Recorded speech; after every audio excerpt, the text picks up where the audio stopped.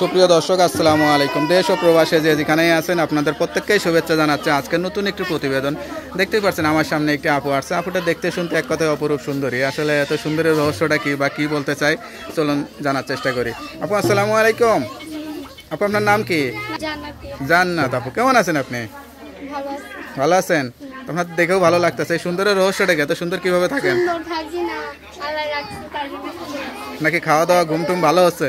না ভালো কেমনে হয়, অনেক কষ্ট থাকে। এসি রুমে থাকেন নাকি? না এসি রুমে থাকবো কেন, অনেক কষ্ট থাকে। টিনের ঘরে থাকি। টিনের ভাড়া ঘরে থাকি মানুষের ঘরে। মানুষ এসি রুমে থেকেও তো এত সুন্দর থাকতে পারে না, আর আপনি ভাড়া থেকে এত সুন্দর। যে সুন্দর সেমনি সুন্দর। আচ্ছা আচ্ছা, আপনার বাড়ি কোথায়? আমার বাড়ি বগুড়া। পরিবারে কে কে আছে? পরিবারে বাবা আছে, মা আছে, সবাই আছে। আসলে বাবা বিয়ে করে চলে গেছে গো। আমি নানির কাছে থাকি। মা রাগ করে মামা বাড়ি চলে গেছে। হ্যাঁ হ্যাঁ, মাও নাই বাবাও নাই, আপনি নানির কাছে থাকেন? আমি একাই থাকি নানির কাছে। নানি আপনাকে নিয়ে টেনশন করে না? এত সুন্দর মেয়ে থাকলে তো হাইজ্যাক করে নিয়ে চলে যাবে, তখন কি করবে? হাইজ্যাক করে নিয়ে যাবে কেন? যার পছন্দ হবে তো বিয়ে করে নিয়ে যাবে। হাইজ্যাক করতে যাবে কেন? আমার কি বিয়ের বয়স হয়েছে? হ্যাঁ বিয়ের বয়স হয়েছে। লেখাপড়া করছিলেন? হ্যাঁ লেখাপড়া করছি। কোন ক্লাস পর্যন্ত করছিলেন? 5 পর্যন্ত করছিলাম। 5 পর্যন্ত মাত্র? তা লেখাপড়া করেন না কেন? লেখাপড়া করতে পারি নাই, টাকার অভাবে। বাবা চলে গেছে। ভালো লেখাপড়া করলে স্কুল কলেজে পড়লে দেখতেন নায়িকার অফার পাইতেন। কাজ করছি, আরো অনেক কষ্ট করে বড় হয়েছি। গান টান শেখেন নাকি? না গান টান শিখি না, ফোন চালাই নাই তো। কেউ যদি নায়িকা বানাতে চায়, নায়িকা টাইকা হওয়ার স্বপ্ন আছে? হ্যাঁ নাই, বুঝি নাই। এগুলো নাই? না তাই সুন্দরী মেয়েরা তো নায়িকা হতে চায়। নায়িকা হলে অনেক টাকা পয়সা ইনকাম টিনকাম করতে পারবেন, এগুলো ইচ্ছা হয় না? পারি তো। না আমি তো চাই না যে আমার পছন্দ করবো, বিয়ে শাদী করবো, এটাই চাই।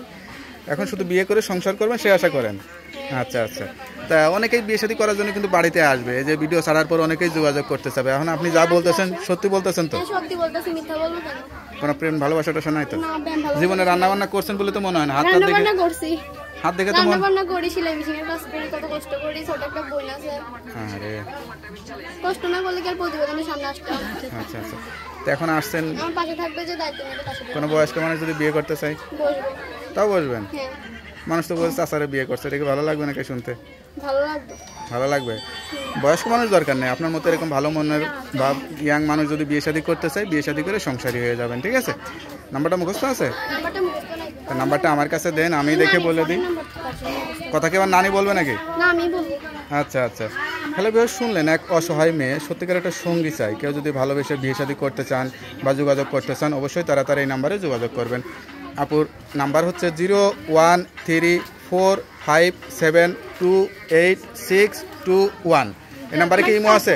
হ্যাঁ ইমো নাই, ওটা তো বাটন ফোন, এটা আমার টাচ ফোন, কিন্তু এটা ডিসপ্লে চলে গেছে। এটা ঠিক করে দিব। ঠিক করলে ইমোতে ভিডিও কলে কথা বলতে পারবেন? ঠিক করে দিলে কথা বলতে পারবো। বাস, তো খুবই তো ভালো কথা। তাই অনেকেই ঠিক করে দেবে, যোগাযোগ করবে। হ্যাঁ ঠিক করে দিলে আমি কথা বলবো। আচ্ছা আচ্ছা।